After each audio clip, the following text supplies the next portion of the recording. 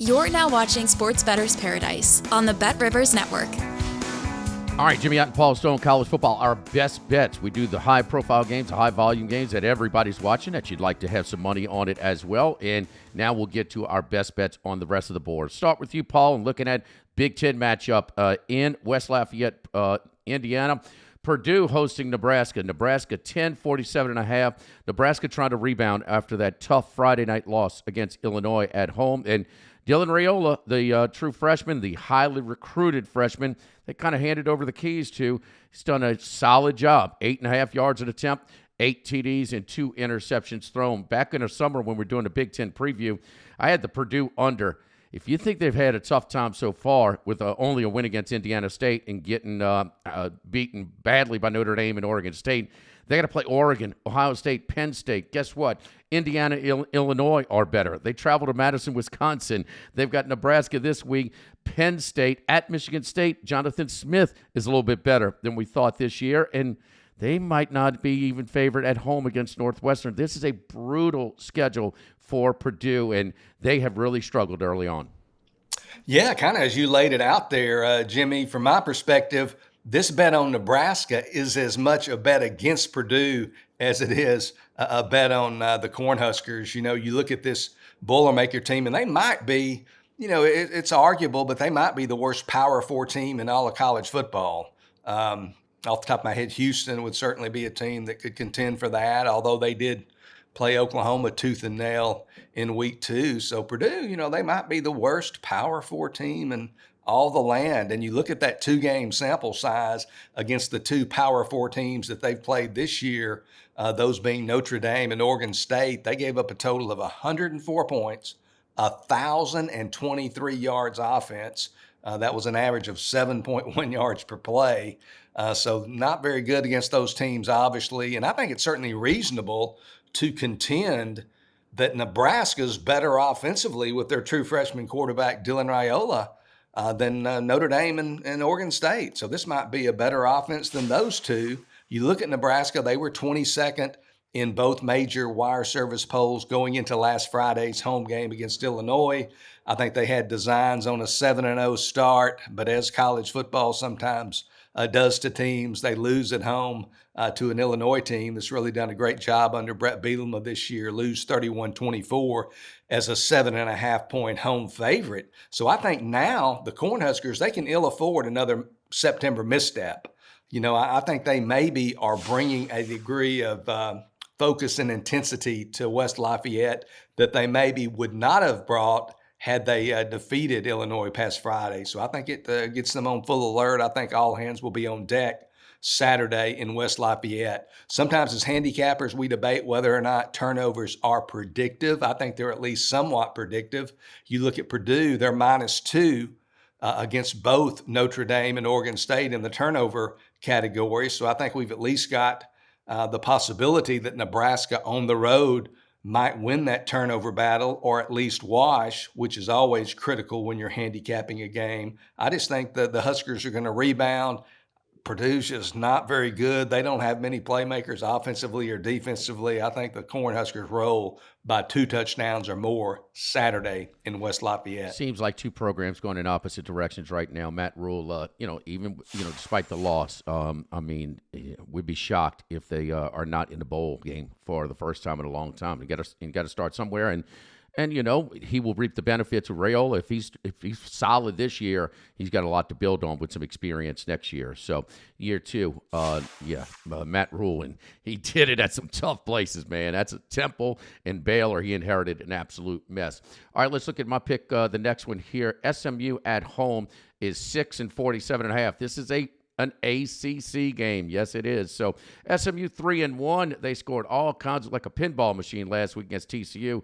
How about the TCU coach getting tossed in that one? It's not basketball, coach. I mean, it's not rare for a football coach to get tossed in a game. Florida State won and covered.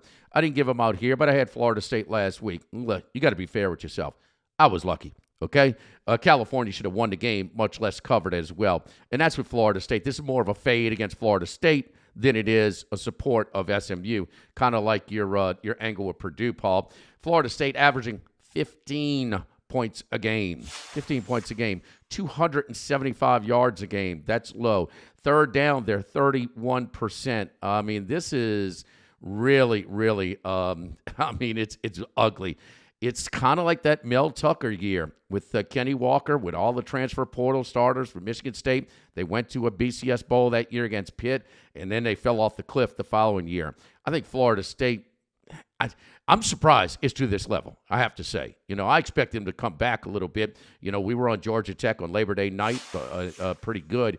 But, man, I'm surprised to this point. And, well, I've never been a big fan of DJU, but it seems as if he's even regressed, with experience. So with all of this, the quarterback switch at SMU, Paul Stone will fill us in on some offensive linemen that they lost, being poached by some bigger programs. And they made the switch from the more pocket passer Preston Stone to Kevin Jennings, despite Stone having a very productive passing year a year ago in 2023. They have similar passing numbers, but Jennings, because of their offensive line concerns, he moves better, and he's also a better runner. SMU minus the 6 here, Paul, against a really struggling Florida State team. Yeah, a lot of people had SMU picked really high in the ACC this year. And one thing I cautioned about was their offensive line. The fact that their two best offensive linemen from 1 year ago, their center, Branson Hickman, he was second team All-American Athletic Conference last year. He goes to Oklahoma, so he goes to one SEC school. And then their left tackle, Marcus Bryant, who was first team All AAC last year, he transfers to Missouri. So they lose their top two guys on a really solid offensive line to SEC schools. And a lot of times we just neglect to give much stock to those offensive linemen, but they're kind of the engine that makes the whole thing go. So I think that's impacted the Ponies here. But I certainly can't fault you for taking SMU in their, I believe it'll be their first ever ACC game there at Gerald Ford Stadium against Florida State. Going to be a lot of excitement in there. And you mentioned Florida State's offensive woes. I don't think they've gained 300 yards total offense in a game this year. I think that's correct. But they've certainly been anemic. And DJU, like you said, maybe he's regressed. And they just don't have any weapons, though. They don't have any receivers that can stretch the field. They don't have any running. They're not running the ball that well. It's obviously not clicking on any cylinders at this point. So I can't fault you there. I kind of think this is going to be a low-scoring game. So I might take I think the under 47.5 might be worth a look as well. All right, players can play same-game parlays on college football and NFL games to earn squares at Bet Rivers. Our exclusive squares game offers additional chances at profit boosts, bonus bets, and many $10,000 jackpots. Visit BetRivers.com or the Bet Rivers app for more details. And yeah, SMU, maybe they'll have Sherwood Blunt go out there and toss the coin before the game. My favorite quote. That's the way the game is played in the Southwest Conference. Game on to Pony Excess. What a great 30 by 30 that was. Let's move on to a couple of former Southwest Conference members now in the SEC. Texas A&M at 3-1, 4-52.5 over Arkansas 3-1. Arkansas coming off of their win in Auburn, where they were benefited from 5 Auburn turnovers again. This is on neutral site in Arlington. Again, these games historically have been very close. Hogs should be 4-0. They outgained Oklahoma State by a ton. And, that's their only blemish on the record for a guy that's on the hot seat. But, I think the Bobby Petrino, as offensive coordinator, has put that quarterback in some favorable positions. He is not bad. Both good rushing teams. A&M 256 yards a game. Arkansas 240 yards a game. A&M 452.5. Neutral site in Jerry World. Yeah, I know there's a lot of talk in College Station and around college football as far as Connor Wigman, who entered the year as A&M's clear-cut starting quarterback. They're kind of saying he's week to week, and it's almost like Kyle Whittingham did last year with Cameron Rising. You don't really get a feel for just where he is health-wise. But I think what we got here at Texas A&M is we've got the best quarterback on the roster is Marcel Reed. I think it's all smoke and mirrors. You want to keep your backup there, and I think Wigman now, for all practical purposes, is the backup, even when he returns to 100% health. Marcel Reed, he's a dual threat guy. You saw it when he went on the field in Gainesville against Florida in week 2. He's got a swagger and a confidence, a redshirt freshman. He's just out there playing, and he's got the it factor, I think. So far this year, he's completed 27 of 46 passes for 351 yards, 4 touchdowns, importantly, 0 interceptions. His average 7.6 yards per attempt, but he's also a big-time runner. In their last 3 games, he's rushed for 217 yards, an average of 6.8 yards per carry. So he's a dual-threat guy, and he hasn't fumbled the ball either. So he has yet to make a turnover in 3 appearances this year, the last 2 of which have been starts against Florida and Bowling Green.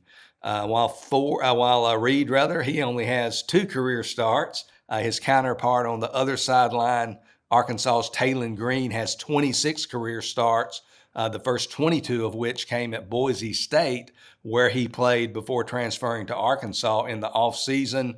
He is 6'6", 225 pounds, a guy from Texas outside the Dallas-Fort Worth area, a very impressive physical specimen, an exceptionally gifted runner. He is big time when he starts going down that field out of that pocket. Seems like every step he takes is about 4 or 5 yards.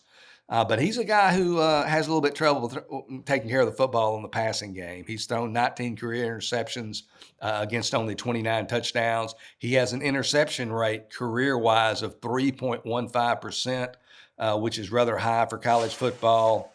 And you look at A&M's defense, I think A&M's defensive front going to be one of the better defensive fronts he's ever faced in his career, period. So he could be under duress. When turnover-prone quarterbacks get placed under duress, sometimes they kind of do what they do.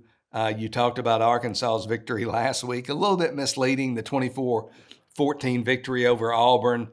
They were +3 in the turnover category based on those 5 Auburn turnovers. They got outgained by 97 yards. Arkansas only gained 334 yards in the game on 83 plays. So they had a lot of plays, but they only averaged 4 yards a play. And of those 334 yards, 58 came on a single pass play. So they did not move the ball consistently at all against the Auburn Tigers. I think A&M's defense is a little bit better than Auburn. I think A&M with Reed's on the right track. I like the Aggies -4 over Arkansas Saturday in Arlington. All right, Aggies up -4 in the battle of 3-1 teams in the SEC.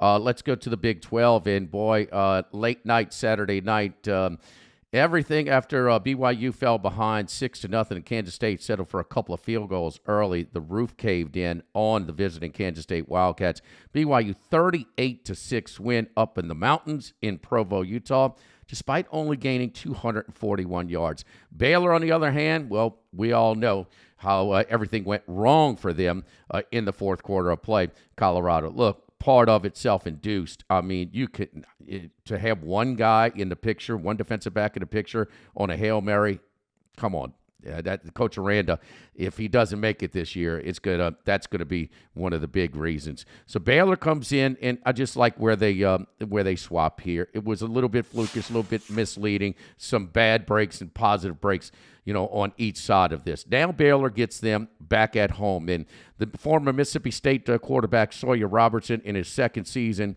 with that, he's been better than DeQuan Finn, who was a highly recruited, highly sought-after transfer quarterback after many, many starts up in the MAC. So I like Aranda to bounce back here. Misleading scores on both sides. I'm taking the Baylor Bears -3.5 at home against BYU. Yeah, BYU, you touched on it, a very misleading final score there in that victory at home over Kansas State. They benefit from 3 Kansas State turnovers, scored 2 non-offensive touchdowns, did BYU, scored an interception return, I believe, on defense, and then the 90-yard punt return. If you hadn't seen that, take a look at that by Parker Kingston. So I like where you're coming from, kind of buy low on one team, sell high on the other. It's a must-need, must-win game for Dave Aranda. I mean, like you said, if at the end of the year when they evaluate Coach Aranda, if he's let go, that Colorado loss on the Hail Mary that sent the game to overtime, an ultimate Colorado victory will certainly loom large in that dismissal. So, Baylor needs the victory, and I like your approach here. All right, stay in the Big 12. A couple of 3-1 teams in Lubbock.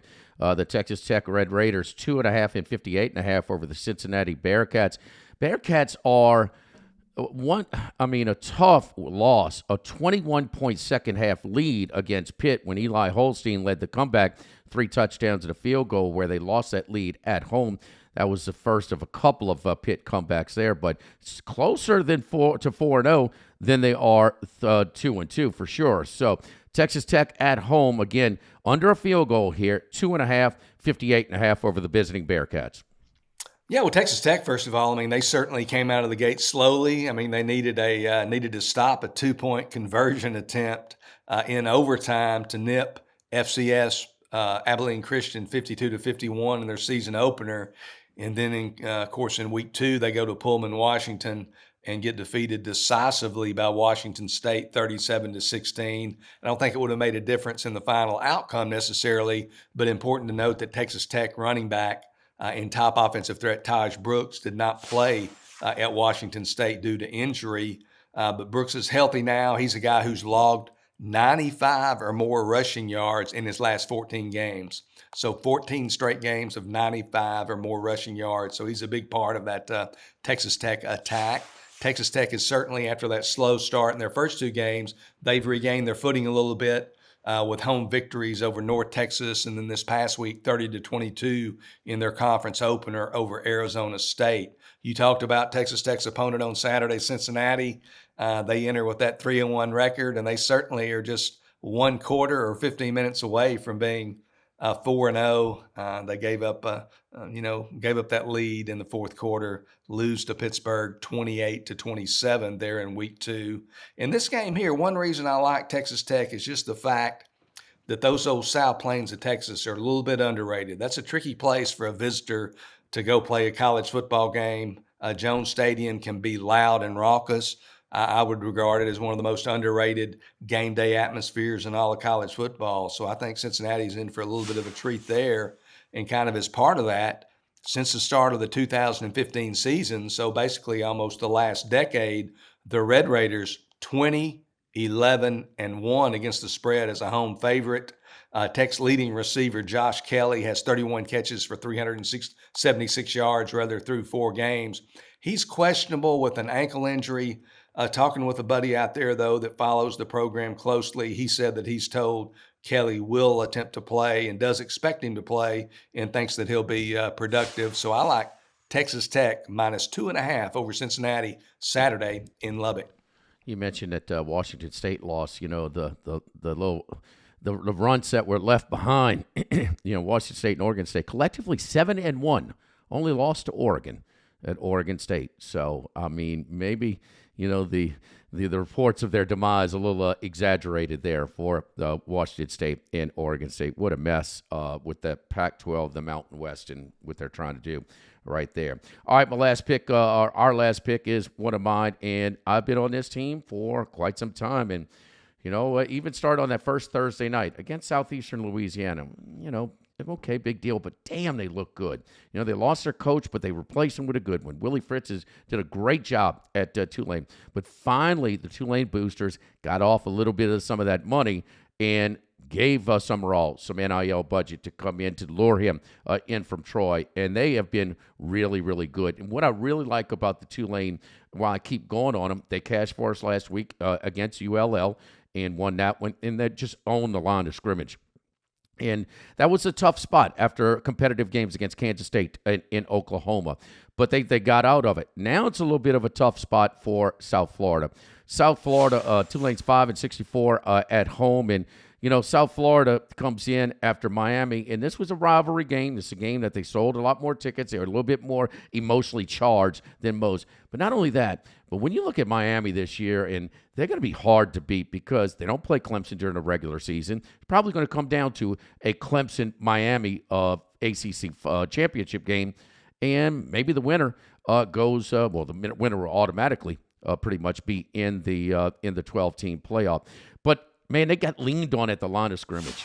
Miami's honest, both sides of the line of scrimmage. And when you come out of games, those physical type of games, you suffer. You have a little bit less, the following week. Tulane, on the other hand, like I said, when they covered against Kansas State, but I'm glad that they lost the game because that tempered their point spread value, their power rating by the odds makers. Had they won that game, that would have given them, juiced them up a little bit. So because of it, they got a good number at Oklahoma. Could have easily covered. Was covering with a touchdown to spare with the ball in the fourth quarter before Oklahoma tacked on a couple of touchdowns, and we failed to cover there. They covered with a soft number, -3 points at ULL, and I think this is another soft number for a traditionally poor team, not the last couple of years, but this team is better than they have been for most of the last 50 years or so. Tulane at home in Yeoman Stadium, -5 against South Florida. Yeah, this is one of the games that I'm looking most forward to this weekend. I mean, South Florida and Tulane both have some offensive weapons. I mean, the running back for Tulane, he's a bulldozer. He's tough to bring down. And South Florida, Byron Brown, he did leave the Miami game I think early in the fourth quarter on Saturday night. But the coach said that goalie said that he could have returned if needed. But they were just preserving him. So this is one, it's going to be an exciting game. There should be a lot of points and going to be a good one to watch. And I'll be rooting for you there with the Green Wave. One of the better games, again, in my opinion, on the entire card Saturday. Yeah, back-to-back road games in Norman and Lafayette. Now they're back home. And so that the freshman quarterback, some valuable road experience to try and build upon. All right, for Paul Stone, I'm Jimmy Ott. We do it twice a week, the high-profile games in our best bets. Hope that we get you some winners this week after a pretty good week last week. For Paul Stone, I'm Jimmy Ott here in the Sports Bettor's Paradise on the Bet Rivers Network.